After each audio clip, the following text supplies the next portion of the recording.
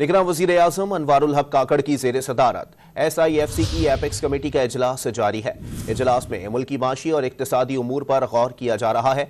मज़ीद जानते हैं डॉन न्यूज़ इस्लामाबाद के ब्यूरो चीफ इफ्तिखार शिराजी से। जी शिराजी साहब, बताइएगा क्या अहम फैसले मुतवक्के हैं आज?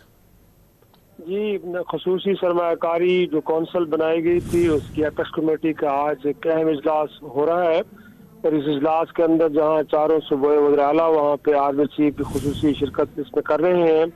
इस इजलास के अंदर यकीनी तौर पर जो मेन नुक्ता है वो यही है कि मुल्क के अंदर बैरूनी सरमायाकारी को लाया जाए और जो दीगर माशी और इक़्तिसादी मामलात हैं उनमें कहाँ पे किन चीज़ों को ठीक करने के लिए कुछ ज़रूरी इक़दामात हैं और क्या लेने चाहिए, उस हवाले से भी आज बड़ी तफसीली गौर गौस होगा।